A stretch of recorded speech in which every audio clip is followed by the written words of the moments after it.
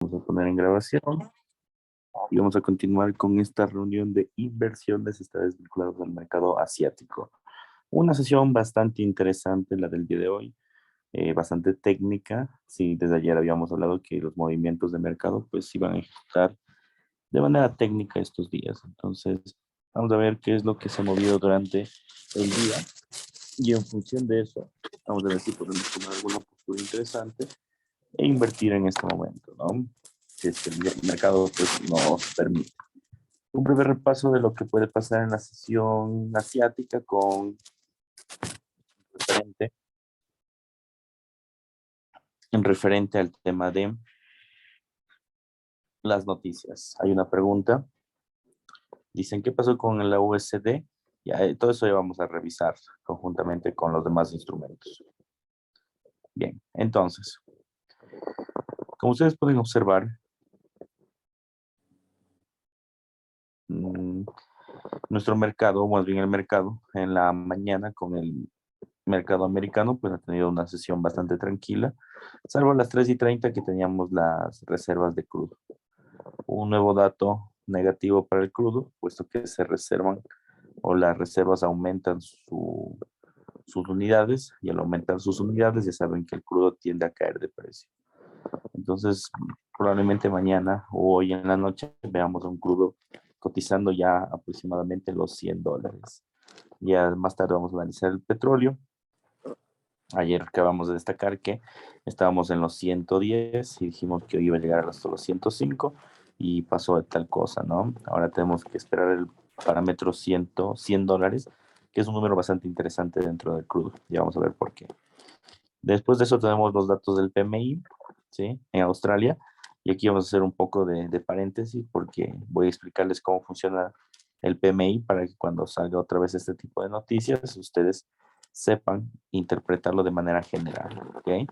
Y también desde las 7:30 tenemos el PMI de Japón.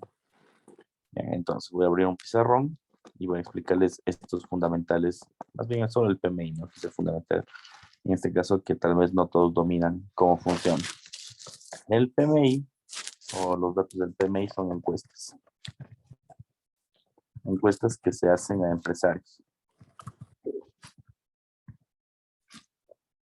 Entonces, estas encuestas que se hacen a empresarios, pues se dividen en dos, ¿no? Una para acá y una para acá. En el mercado nosotros tenemos dos grandes subgrupos. Obviamente detrás de esto hay grandes industrias, ¿no? Pero los grandes grupos son la comunidad o las empresas que se vinculan en los servicios. Entonces son las empresas de servicios y las empresas que en este caso no es de productos. Las empresas de productos también se suelen llamar empresas de manufactura o empresas manufactureras. ¿Ya? Entonces esos son los dos segmentos que siempre nosotros dentro de un mercado tenemos, empresas de servicios y empresas de manufactura. Entonces, cuando uno hace un PMI o cuando uno quiere investigar un PMI, lo que hace son encuestas a los empresarios del sector de servicios y del sector de manufactura. ¿Ya? Obviamente esas encuestas son visión, ¿no? Es una visión que tiene el empresario sobre la realidad del sector, sobre lógicamente lo que él mismo vive, ¿no? Entonces, básicamente esta realidad, sobre la realidad del sector, y esta realidad se apega a sus propios datos, es decir, al tener en primera mano a los gerentes y a los dueños de estas empresas, tú sabes que esta es la realidad que ellos mismos están produciendo, ¿ok? Entonces, así se mueve el PMI. Ahora, lo interesante de esto es que el PMI, además de tener esta realidad, digamos que esa es la primera característica. La segunda característica, pongámosla acá. Una característica del PMI es que son indicadores adelantados de mercado. Estos indicadores adelantados de mercado sí te van a decir que el mercado va a subir o va a caer, que es al final lo que nos interesa de las noticias, pero eso no te van a dar una volatilidad de momento. Esto quiere decir que la volatilidad que se puede ejercer dentro de esos instrumentos no va a ser en este momento, ¿ok? Es decir, si es que el PMI sale positivo o negativo, es irrelevante para el mercado, porque son indicadores que te van a señalar el futuro del mercado más adelante. Ya por eso se llaman indicadores adelantados de mercado, porque te dicen lo que puede llegar a pasar más adelante en el mercado. ¿Ok? Ahora, ¿cuál es la medida en que comúnmente los PMIs trabajan? Vamos aquí una línea y es el punto 50, ¿no? El punto 50 es la referencia de todo PMI. ¿Ok? Uy, MP, pues. Entonces, ¿qué es lo que hace el PMI de manera general? Te dice si es que va a tener un movimiento a la alza o a la baja, o el mercado está optimista o pesimista, y uno sabe eso si es que está por encima del punto 50, implica que el mercado en el futuro es optimista, es decir, va a tener un movimiento a la alza. ¿Ya? Pero si está por debajo de 50, significa que el mercado va a tener un movimiento a la baja en el futuro. ¿Ok? Entonces, el PMI hace eso. Por otro lado, el PMI también, lo importante del PMI es que el mercado, sí, como tal, tanto un movimiento a la alza o a la baja, el mercado como tal tiene que tener una tendencia. Entonces los PMIs, una característica es no necesariamente el valor, no importa que esté por encima de 50 por abajo de 50, o por debajo de 50, tiene que marcar una tendencia. Entonces los PMIs pueden tener a veces tendencias alcistas o tendencias bajistas que determinan las graves crisis económicas o pueden determinar las recuperaciones económicas.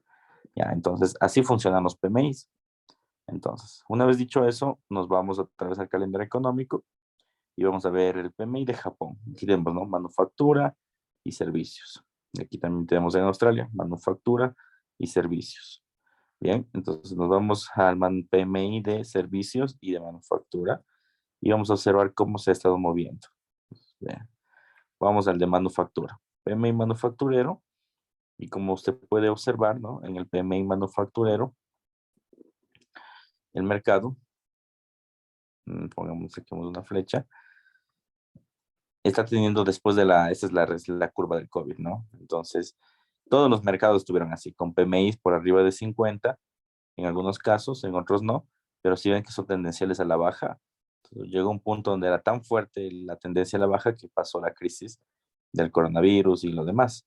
Después de esto se vino recuperando por el tema de que ya se abrieron los mercados y el mercado aquí otra vez ha crecido hasta mayo del 2022, donde ya comenzamos la política de tipos de interés a nivel mundial, ¿no? Y si notan ustedes, cada vez los PMI son más bajos. Entonces, en efecto, sí tuvimos un dato positivo del PMI, de manera general aún no sale, pero en el dato anterior vemos que están creciendo los PMIs porque están están sobre 50, pero cada vez es más bajo, más bajo, más bajo. Esta señal es una señal económica de una recesión. Ya, entonces esta palabrita que nosotros ya hemos venido hablando de algún tiempo, cada vez ya comienza a dar, los datos comienzan ya a tener una previsión económica sobre esto. Entonces, mucho cuidado, ¿no? Porque no es que la recesión va a pasar mañana, porque como ustedes pueden ver, es una construcción. Es decir, pues seguramente a finales de este año o en el tercer trimestre de este año llegase a pasar, pero el mercado está cayendo. Las expectativas de los empresarios están cayendo cada vez más. Y al igual que en el COVID, como pasó acá, esto tiene pues fuertes caídas. En otras palabras, de momento sí se puede comprar acciones con tranquilidad, pero comprarlas a un punto que debas holdearlas, es decir, mantener las acciones a la compra o al alza, hay que tener mucho cuidado, porque aún nosotros no vemos la verdadera inflación que se está trazando a nivel mundial. O sea, nosotros como en el Ecuador, nosotros no estamos muy acostumbrados porque usualmente siempre tenemos movimientos deflacionarios antes que inflacionarios. No estamos acostumbrados a que los precios escalen con mucha fortaleza, ¿no? Pero en otros países ya vamos a encontrar que sube con mucha fuerza. Ya es el tema ahora, ¿no? El tema de la inflación. Y eso se debe básicamente a que, pues, existen problemas a nivel mundial con el tema de las guerras. Y no solo eso, también tenemos en este caso un declive económico. que hace que las compañías como tal pues no puedan sostener sus costos, y al no sostener sus costos significa menos empleo, y esto implica que como tienes menos empleo, pues consume menos, además del aumento de tipo de interés. Entonces, son efectos secundarios, ¿no? Entonces, lo peor está por venir. Al menos, de momento, tenemos datos muy negativos referente al IPC. Ahora bien, como les dije, ¿va a pasar esto mañana? No. ¿Va a pasar dentro de unos meses? Probablemente. ¿Qué es lo interesante de todo esto? Que países como el nuestro, siempre, países como el nuestro y como los que viven de materias primas o economías emergentes, siempre salen bien parados porque a nosotros nos beneficia que los países centrales caigan. Sí, siempre en la escala mundial no es que el dinero desaparece, el dinero solo se traspasa de unas manos a otras manos. Entonces la recesión inicialmente sí nos va a pegar, al igual que todo el mundo, pero para nosotros es favorable porque empezar las materias primas se encarecen, como el tema del crudo, por ejemplo, que es un indicador de inflación mundial que pues llegó hasta $125 el barril. Ahorita probablemente llegue hasta 100, pero aún así es una base fuerte. O sea, tener un crudo en $100 es bastante bueno. A comparación de años pasados que teníamos de 25, 40, en pandemia llegó a caer a un centavo. Entonces, ese tipo de cosas pueden ser favorables para nuestro contexto. Y por eso, en el mes de julio, casi a finales de julio y a inicios de agosto, ya vamos a hacer nuestro portafolio accionario de Mercado Nacional de Valores. Y les voy a decir las compañías en las que yo estoy invirtiendo actualmente y en las que voy a invertir, porque en esos meses usualmente el mercado suele tener fuertes movimientos a la alza, entonces pueden ser bastante favorables adquirir acciones. Además de que con la coyuntura actual, seguramente hay que revisar el mercado de la Bolsa Nacional. Habrá muchas acciones que habrán caído por los suelos, y esto puede ser bueno porque son baratas y con el tiempo estas de ley van a crecer. Al final, las compañías grandes siempre van a tener una tasa de crecimiento superior sobre las compañías, más bien las compañías posicionadas siempre van a ser superiores sobre otro tipo de empresas. Bueno, entonces, esto respecta al PMI de manufactura. Si nos vamos al PMI en este caso, de servicios, pues miren, el PMI de servicios, por un lado, al igual que las demás compañías, los demás PMIs cayó en el tema del COVID, se ha venido recuperando, y en este caso como que va diferente al de manufactura, ¿no? Como que sí tuvo una paridad fuerte a inicios de este año, pero ha venido recuperándose. Y el último dato más bien es un dato de recuperación. Entonces, ¿qué nos dice? Que esta interpretación económica. Bueno, de inicialmente que la recesión no puede venir, o sea, no va a venir por los servicios, sino la recesión va a venir más por los productos. Y es lógico, porque la inflación pega directamente al consumo o a la canasta, no como lo que estamos viendo actualmente, más no pega sobre los servicios, porque, por ejemplo, ustedes, a pesar de que hemos tenido problemas aquí en el Ecuador sobre algunos incrementos, por ejemplo, los servicios de utilities, que es el agua, la luz, son casi servicios constantes, no han venido incrementando. Pero por otro lado, los productos como el aceite, la propia medicina, la alimentación, eso sí ha venido incrementando. Entonces es lógico pensar que a nivel mundial también está pasando eso. Los productos tienen menos perspectiva de crecimiento porque la inflación les pega más, mientras que los servicios, la inflación puede absorberse de alguna manera. Al final un servicio no es como comprar leche, que sabes que tiene que llegarte un litro. En el servicio existe esta barrera de calidad que es entre la expectativa y la realidad, ¿no? Y de todas maneras, en conclusión, no está pegando con fuerza el tema de los PMI. ¿Por qué es bueno esto? Porque si es que los PMI son positivos en el sector de servicios, al menos estamos hablando de Japón, no deberíamos hacer la misma revisión referente a Estados Unidos. Podríamos hacer una cartera o una compra de acciones de servicios. Entonces, puede ser importante. Ahora, en recomendación, ¿no? Aún no analizamos financieramente esto, pero usualmente las compañías que generan beneficios todo el tiempo son las compañías de utilities, es decir, la compañía de agua, la compañía de luz, la compañía de gas, internet, esos son utilities. Ese tipo de empresas son bastante buenas realmente. Al tema de todos los mercados, es muy bueno, porque no importa dónde tú quieras que estés, no importa si la recesión es mala o buena, no importa si tienes bueno o mal consumo, siempre vas a necesitar a alguien que te recoja la basura, siempre. Entonces, es algo que es indispensable para nuestras vidas. Entonces, siempre los utilities son buenas empresas para comenzar a holdear las carteras. ¿Sí? Bien, Federico dice, la inflación es global, el trigo por la invasión de Rusia en Ucrania, alto costo del barril de petróleo, todo influye en la tasa de inflación que va cerca del 7%, Ucrania es el séptimo productor y Rusia el cuarto, perdón, va por el 8%. Sí, en efecto, todo influye, o sea, no solo es un factor, hay muchos factores, ¿sí? Hay muchos factores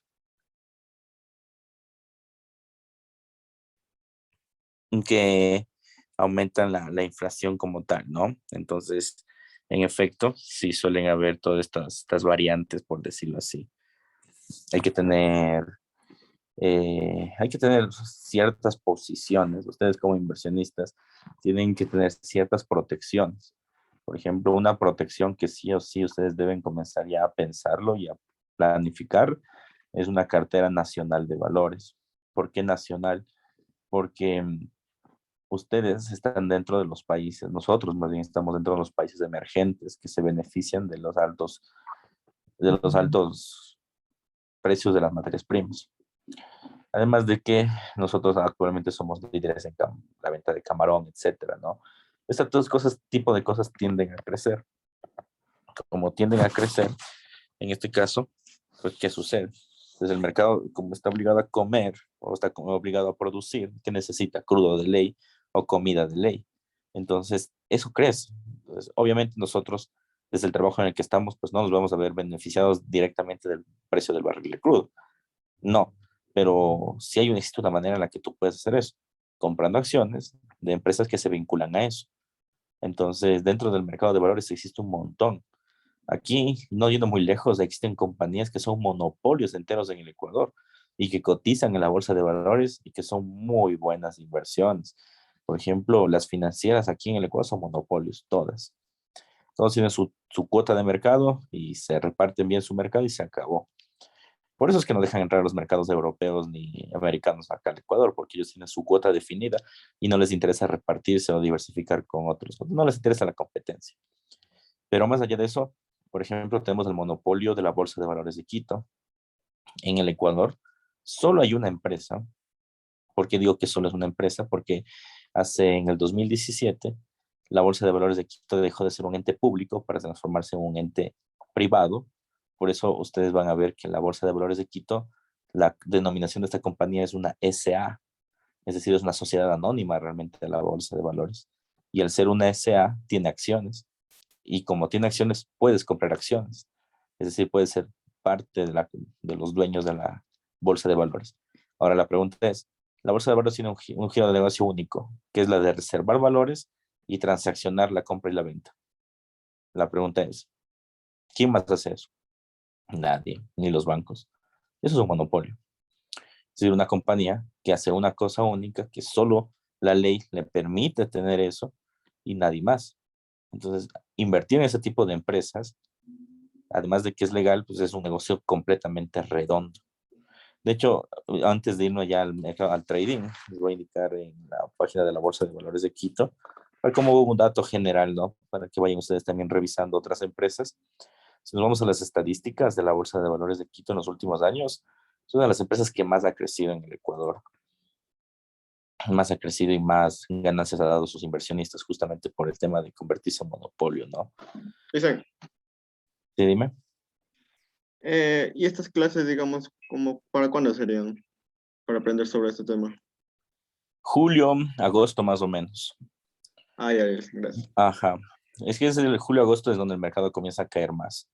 Entonces es bastante bueno invertir en ese tipo de meses. Aquí en el Ecuador, ¿no? Y la bolsa de valores de Quito, pongámosle pues, un poco de dinero, sin $2,000, 2018. Podemos calcular.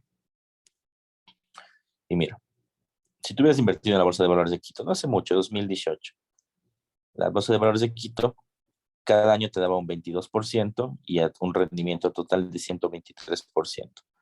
¿Sí? El precio de la acción no es costoso, vale $1. Antes valía mucho menos y creció el 68% solo en esos años. Entonces, este tipo de acciones suelen ser bastante líquidas porque tú lo transaccionas y son mercados, como te digo, en potencia. Entonces, ahorita lo que tendríamos que ver es pues, encontrar un buen punto de entrada o un buen precio Será bueno que con el tiempo, en julio y agosto, este precio se vaya descontando, porque comprar la acción 68% más de lo que valía antes es muy costoso.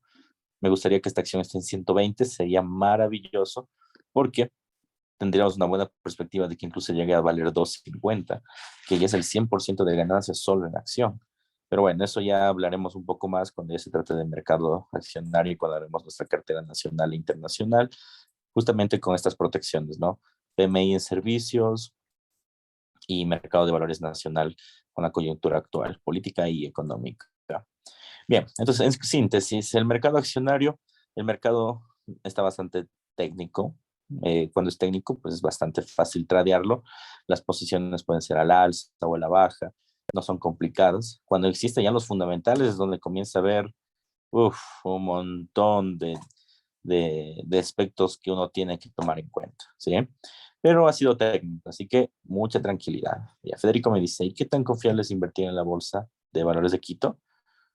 ¿A eso te refieres? ¿De Quito? ¿La bolsa de valores de Quito? BDQ, ok.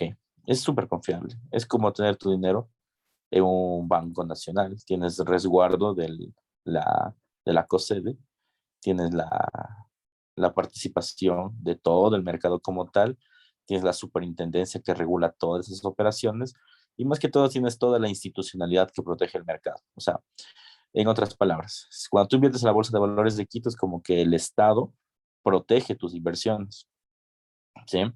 Es lo que sucede. Es decir, tienes toda la ley a tu favor. Ya, una empresa no puede ingresar así nomás en la bolsa de valores de Quito, sino tiene que facturar cierta cantidad de dinero y tiene que hacerlo constante para que ingrese a la bolsa. Y aún así, sobre eso existe este tema de seguros, ¿no? O sea, existen seguros sobre el inversionista. En el caso de que la empresa llegase a quebrar o algo, las empresas se aseguran en este caso de devolver el dinero como obligaciones. Ahora bien, si tú eres accionista, ahí el riesgo es un riesgo compartido. Tú como accionista, ahí ya pierdes con la compañía. Entonces ahí es diferente. Una cosa es ser deudor, por decir así, en este caso, y otra cosa es ser accionista. De todas maneras, es bastante confiable invertir en la bolsa de acá. Lo malo es que es muy pequeñita, ¿sí? Lo malo es que la bolsa es bastante pequeñita, entonces no necesariamente este tipo de transacciones la conocen las personas por un lado, y por otro lado, pues como la bolsa es muy pequeñita, pues sube centavos cada mes, ¿ya? Pero como valen un centavo, perdón, $1, $2, que suba 5 centavos ya es el 5%. Eso es bastante bueno, pero no a comparación de la bolsa internacional que tiene esos atajos cada mes. Por ejemplo, hoy Snapchat creció el 5%, ayer creció el 5%, entonces eso jamás se va a ver en Ecuador, pero en el largo plazo son buenas opciones para protegerse ante la inflación. También me preguntan, ¿qué fue lo que pasó con la inversión que hicieron los de los fondos de la Policía Nacional? Eso es corrupción, pero eso es corrupción en esferas políticas y no tiene que ver la bolsa. La bolsa es el instrumento para hacer la corrupción, ¿ya? Pero tú no has visto que la bolsa ha desaparecido como tal. Es como que si nosotros, lo que está pasando ahorita, ¿no? Se quiere criminalizar políticos y lo que se hace es utilizar la Corte de Justicia y la policía. ¿La policía es la culpable? No, son instrumentos. Son instrumentos que utiliza el poder, en este caso, ejecutivo, el poder legislativo, para criminalizar políticos y viceversa. Los políticos y los dirigentes utilizan el mismo poder para criminalizar legisladores. Entonces, ambos utilizan esa herramienta. Lo mismo pasa con los fondos de la Policía Nacional. Es decir, hubieron ciertos problemas y ojo, que no fue por la bolsa de valores, sino fue por esta empresa que se llama, déjeme acordarme, DC Vale. El DC Vale es la organización, aquí está, en este caso, que resguarda los fondos, ¿sí? Entonces, ese es el DC Vale, es el Depósito Descentralizado de Compensación, Liquidación de Valores. Ya, entonces, ellos trabajan con la bolsa de valores. La bolsa de valores es el instrumento para que tú llegues o tus acciones lleguen al DC Vale. Lo que pasó con el caso de Leispol, este caso bastante sonado hace 2 o 3 años, no recuerdo con exactitud, pero fue en el gobierno de Lenín Moreno, fue que estos políticos y estos policías utilizaron esta herramienta para robarse básicamente los fondos, ¿ya? La pregunta ¿es la culpa de la bolsa de valores? Hasta cierto punto no, porque son utilizados como herramientas, es decir, ellos utilizan la táctica normal de invertir en acciones, hacerlo a través de casa de valores, lo mandan al Decevale, pero se utilizan, o sea, es por medio de una herramienta. Más no es que va a llegar a pasar algún problema y eso, y la bolsa de valores se quiebra. No, eso no va a pasar. Ya, de hecho, puede llegar a pasar, pero que quiebra la bolsa de valores significa que va a quebrar todo el sistema financiero. La bolsa de valores es parte del sistema financiero del Ecuador. O sea, sería comparado algo así como una crisis del 2000, donde el sistema financiero bancario tuvo un enorme agujero. Ya, de que puede pasar, puede pasar. En el 2008 le pasó algo parecido a Estados Unidos, con la crisis subprime. Todos los bancos se vinieron abajo y hubo subsidios gubernamentales para hacer este salvataje bancario. Pero el sistema como tal no se destruyó, simplemente se reformó, por decirlo así. Ya porque implicar destruir el dinero, porque eso es lo que significa destruir el sistema bancario y el mercado de valores, implica destruir la institucionalidad de la vida como tú lo conoces ahora. ¿Ya? Entonces, no es que va a llegar a pasar, puede, pero implicaría cambios permanentes y de vida que no sé si estamos preparados para vivir en la actualidad. Bien, regresando al mundo del trading, que nos alejamos un poco. Análisis técnico en estos 2 días, ayer y hoy. Vamos a revisar un poco de las operaciones que hemos hecho en estos días, ¿no? Estamos viendo la gráfica del crudo. Entonces, como ustedes pueden observar, en la semana, más bien el día de ayer, habíamos mencionado que el crudo estaba dentro de esta figura de impulso y retroceso, ¿no? El lunes habíamos dicho que estaba acá, en las figuras de 110, y dijimos que probablemente llegue a la figura o al precio de 105. En la misma noche del día lunes terminó cayendo a los $105, más o menos por el nivel que les voy a señalar con esta flecha, por acá. Durante la mañana del día de hoy en la sesión americana, esto se desinfló con mucha fuerza y terminó valiendo el precio de $101. Es decir, la última mecha de acá, o la volatilidad fue el de $101,69. Bien, este precio de 101, habíamos dicho en la mañana que no es un precio de entrada, sino que esto va a tener una corrección. Eso dijimos, ¿no? Esta corrección debemos esperarla para tomar nuevamente la caída. Y la caída se va a hacer hasta el precio de los $100.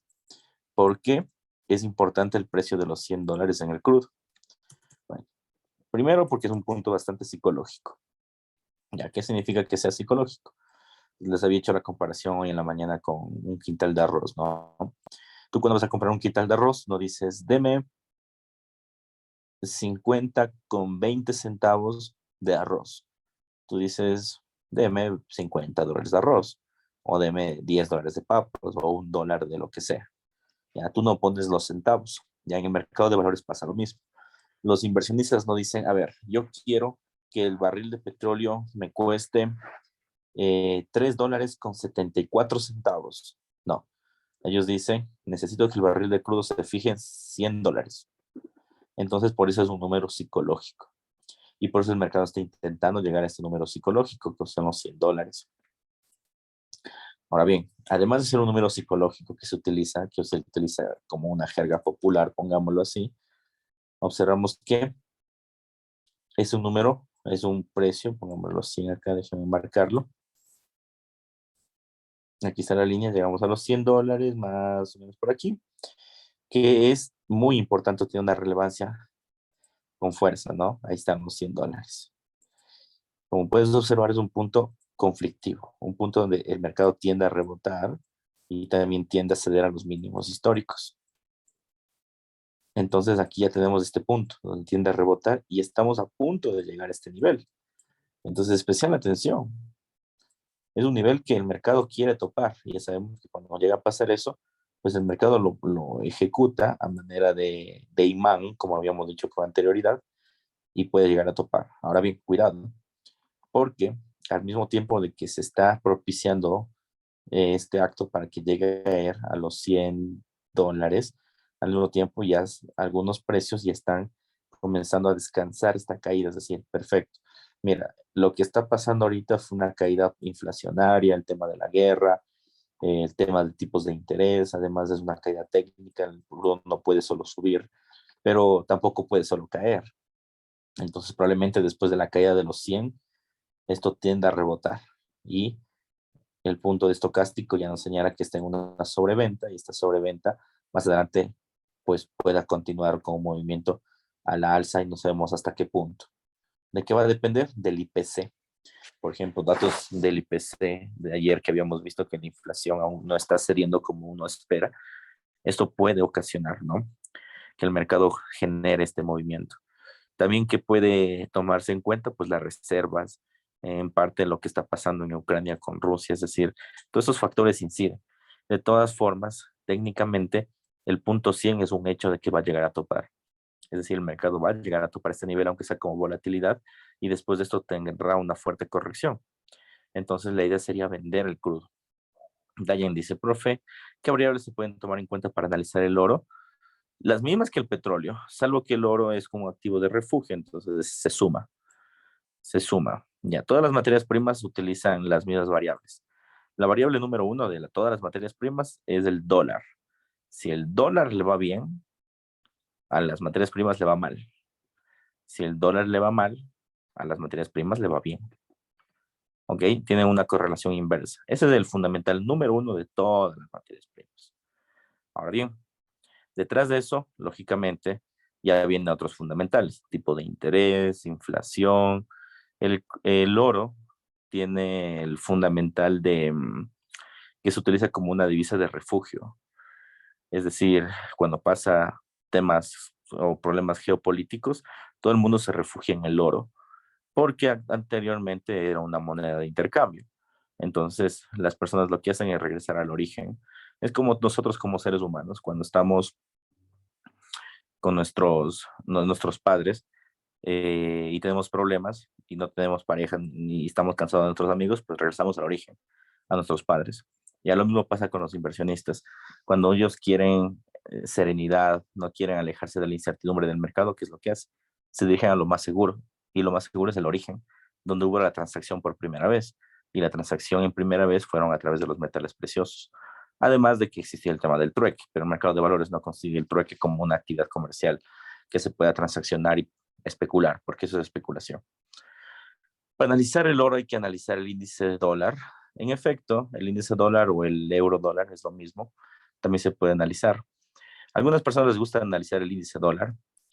En lo personal les puedo decir que el euro dólar es exactamente igual que el índice dólar, solo que tienen relaciones obviamente contrarias. ¿Por qué? Tenemos el euro versus el dólar y tenemos el índice dólar, que es el DXY. El índice dólar, ¿qué significa?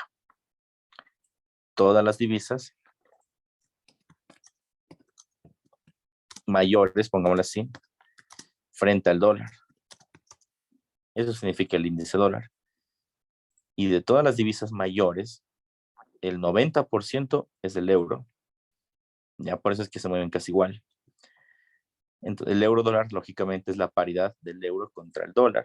En otras palabras, te está diciendo que es la misma paridad acá. ¿Cuál es la diferencia? Que si el índice dólar sube, significa que el dólar se está apreciando sobre las demás divisas.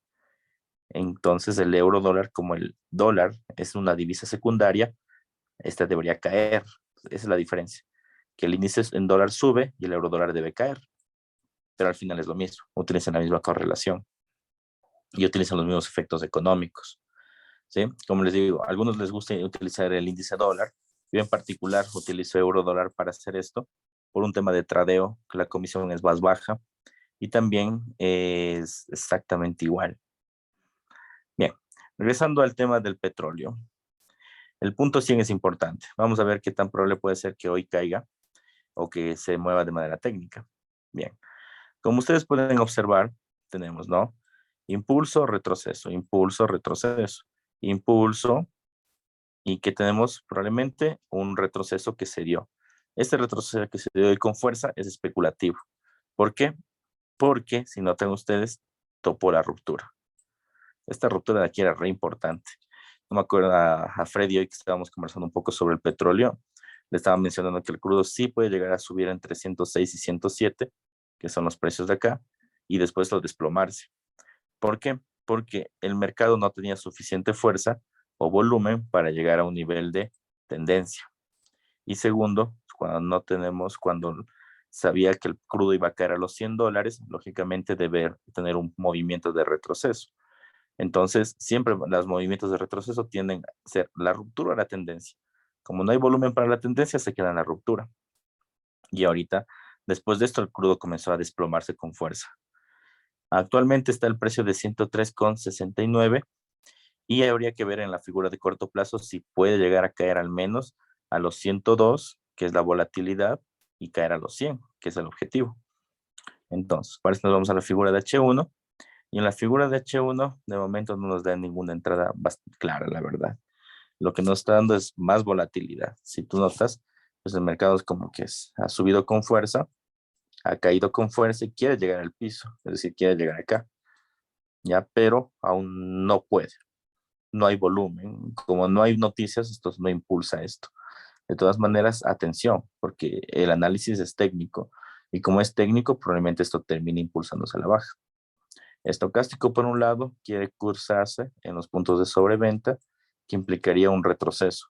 Pero notan ustedes que el retroceso está en divergencia, porque el mercado está como que retrocediendo, pero al mismo tiempo está cayendo. Es decir, el estocástico te dice retrocedo, pero el mercado cae. Entonces no tiene mucho sentido esto. Cuando llega a pasar eso, siempre lo que deben utilizar ustedes es el volumen de inversión. ¿Ya? Ponemos indicadores, volumen, volúmenes. Eso deben de llegar a utilizar ustedes, el volumen de inversión. ¿Por qué? Porque el volumen es el número de transacciones que se hace sobre un instrumento. Por ejemplo, acá José, teníamos que una el volumen pregunta. ¿El volumen de transacciones, de qué le toma, digamos, solo de las personas que invierten en la plataforma XM o cómo te calculas eso? ¿Es de volumen de todo el mercado? es el volumen de todo el mercado. Ah, ya, ya, gracias. Ya. Entonces, entre mayor volumen, por ejemplo acá, mira, si ves, te dio un volumen súper alto, pero la vela era una doji, bueno, un martillo. ¿Qué es lo que te está diciendo? Que el mercado se iba a apreciar, porque ya se estaban entrando las transacciones fuertes. Y por eso el mercado está con fuerza subiendo, ¿no? Subió con fuerza. Pero a medida que subió, cayó el volumen. ¿Ya? Entonces, esto no es más que una manipulación de los institucionales. Es decir, como ya sabían que el crudo iba a caer, tú como muy precio institucional, como inversionista, ¿qué dices? Pues yo no voy a comprar el crudo en 102, mejor lo manipulo, lo compro, lo vendo en 105 y listo. Entonces, inflo el precio, meto dinero y comienzo poco a poco a abandonar mis posiciones, como puedes ver. Es lo que está pasando. ¿Ya? Y mira, otra vez tuvimos un volumen fuerte acá. Ese volumen de acá, con fuerza, ¿a dónde obedece? A la venta. Y otra vez el mercado bajista comenzó a posicionarse. Ahora bien, vamos con la última vela de acá. Si notas, esta vela bajista, primero tenemos como que una nueva ola de un volumen que va creciendo, ¿no? ¿A qué obedece? A la tendencia bajista. Primero. Segundo, el último volumen que está llegando con fuerza. Lógicamente ahorita no va a haber tanta fuerza porque no hay noticias y el mercado asiático comienza a aperturarse a partir de las 9. Pero si tú notas, está cayendo y el volumen está creciendo. ¿Qué implica esto? Que cada vez se están potenciando más las transacciones a la venta. Pues como hay más transacciones en venta, probablemente sí existe un retroceso. Y esto que estamos viviendo tal vez sea una figura falsa y sea muy parecido a esto. Si notas, es como que el mercado se cruzó, hizo caer, pero siguió cayendo. Estas son figuras falsas de mercado y uno puede identificarlas a través del volumen. Entonces, especial atención, ¿no? El crudo, a pesar de que el estocástico te dice que va a subir, probablemente le llegue a pasar lo que pasó acá. Es decir, se trabe el mercado un rato, caiga con fuerza y después de que caiga con fuerza, ahí sí retrocede. De momento, el punto $100 es importante. Ahora bien, con eso también, cuidado. No quiero decir, ciérrese en el 100. 100 ni un centavo menos. Cuidado, ¿no? ¿Por qué? Porque el mercado nuevamente es especulativo. O sea, sabemos que el punto $100 es un punto importante y psicológico, pero es especulativo al mismo tiempo. Es decir, puede caer un poquito menos de 100, es decir, 99,90 y regresar, o 100,20 y regresar. Y la idea es como que se acerque a 100. No olviden que detrás de eso también hay comisiones y todo eso. ¿Ok? Entonces, en perspectiva y en resumen, esperemos que se termine de consolidar la figura que se está consolidando ahorita. Si llega a quebrar este piso, que es el piso importante realmente de mercado, este de acá, lo lógico es que llegue a topar el piso de acá. Este piso de aquí es un piso que ha tenido el punto de acá. Si esto llega a caer, tocará el punto de acá. Y este punto de acá, como es un punto que ya puso a prueba hoy en la mañana, probablemente es un punto que rompa, ¿sí? O sea, un punto conflictivo donde el mercado se trabe un poco y luego termine cayendo. ¿Ok? Entonces, especial atención en este nivel, va a caer hasta los 100 y después de los 100 se puede activar la corrección para el movimiento a la tendencia. Pero de momento el punto 100 es nuestra vista.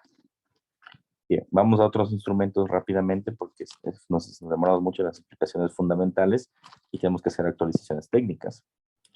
Entonces, uno que vimos hoy, ese fue el S&P 500 conjuntamente con el Dow Jones.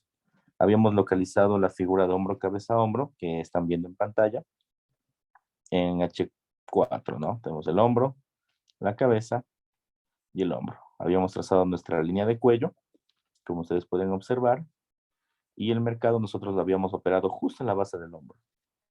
Justo aquí lo habíamos operado, donde está la línea. Esta base creció hoy con mucha fuerza, ¿sí? Y se llevó consigo todas las acciones. Y ahorita lo que está haciendo es una corrección del precio. O sea, es normal, el mercado no puede ser lineal. Entonces, mira, el mercado está haciendo una corrección normal de precio. Impulso, retroceso.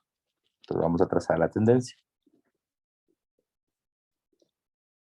Tendencia 1. Tendencia 2. Ya saben cómo se mueven las tendencias. Para que sea más clara, vamos a ponerle en M15. Bien.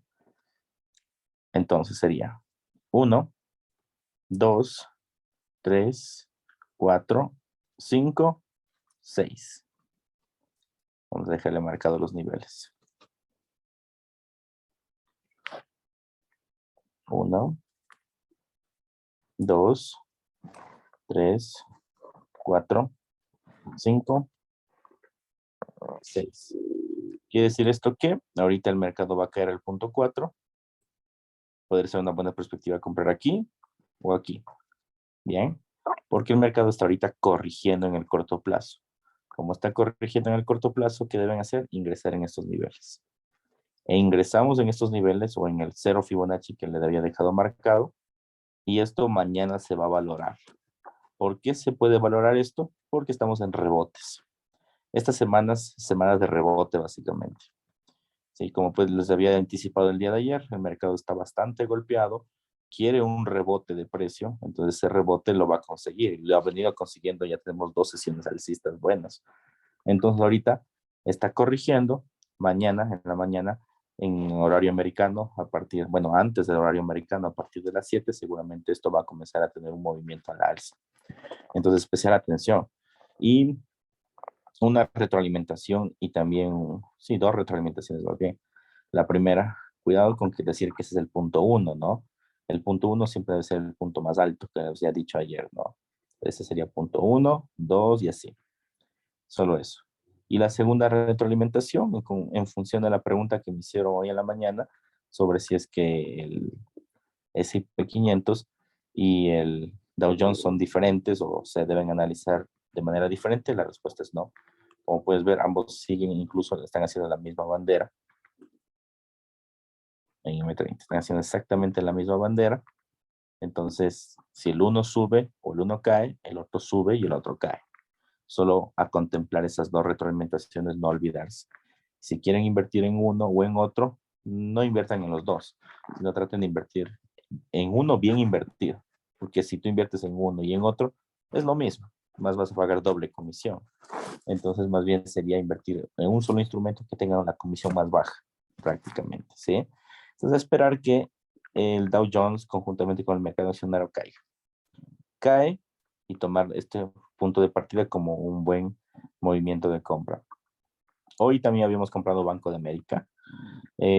Casi estamos tablas. Se ha quedado exactamente igual donde ingresamos. Subió con fuerza un par de dólares, no, centavos para nosotros dólares, y luego cayó al mismo nivel de entrada. Hay que tener paciencia, ya saben que las acciones se mueven así, lentas. Entonces ahorita hay que esperar que Banco de América crezca juntamente con los índices y dejar que se cumpla el movimiento accionario. El caso de Snapchat es un caso de retrocesos igual, pero ya tenemos un crecimiento de la entrada de este punto, ¿no? Habíamos entrado en este nivel, tuvo un crecimiento, retroceso, crecimiento, retroceso. Mañana, ¿qué esperaría si el mercado repunta otra vez? Que esto crezca. Esperamos llegue a crecer al menos hasta este nivel. No sé si mañana nos llega a sorprender con un nuevo 5% de aumento, ojalá que sí, pero el mercado al menos si es que está rompiendo este techo, que es muy probable, pueda llegar a los 13,81. Entonces, podríamos tener un gran punto de entrada en este nivel, ¿sí? Mucha atención. Como les había dicho hoy, en la mañana, es bueno comprar acciones ahorita. No para holdearlas, pero sí para aprovecharnos del rebote que se está haciendo en el mercado. Bien, nos vamos a contestar la pregunta que me hizo Leo, ¿qué pasó con el AUD? Básicamente ayer el AUD generó una volatilidad contraria a la que esperábamos y nos topó el stop loss en esta inversión. Justo en la base, donde está esta línea, nos topó el stop loss. Entonces, no ha roto la figura como tal, el mercado sigue ejerciendo su movimiento a la alza en esta inversión. Sí, como pueden ver, sigue ejerciendo este movimiento, estamos justo en estos niveles, pero precisamente ahora, justamente hablando ahora, no tenemos, como puedes ver, un estocástico nada definido. Entonces, mucho cuidado con invertir ahorita en el AUD, porque no te da una buena posición de entrada como tal. Por otro lado, no hay divergencia, el mercado está estático en este nivel debido a que no hay volumen en las noticias, así que especial cuidado. Mañana en la mañana seguramente esto sí tendría un nuevo repunte, porque en el corto plazo está ejerciendo ya una figura de doble piso. A punto de ejercer piso 1, piso 2, y tenemos una posible entrada en este nivel. ¿Qué implicaría esto? Que el mercado se tienda a valorar, ¿sí? Al menos llegue hasta el nivel de acá, al menos. ¿Ya? Y después de esto, pues la idea sería que siga escalando hasta los niveles superiores. Pero de momento, como no hay noticias, pues el volumen es bastante ambiguo mencionar. Sí, entonces, en conclusión, ayer nos topó el stop loss esta operación, pero mañana a la mañana podemos tener una buena entrada. Ahora no de momento, porque en figuras más grandes el estocástico no te da una buena posición. Y como no es una buena posición, pues lo mejor es no invertir en este momento. Bien. Preguntas finales, por favor. ¿Alguna inquietud, alguna duda que tengan?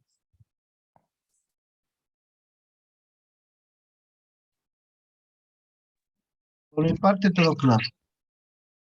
Perfecto, estimados inversionistas. Ya saben, si es que hay dudas, inquietudes o cualquier cosa, pueden escribirme a través del grupo por interno. Estoy pendiente siempre de sus comentarios y todos los que ustedes vayan manifestando en el chat.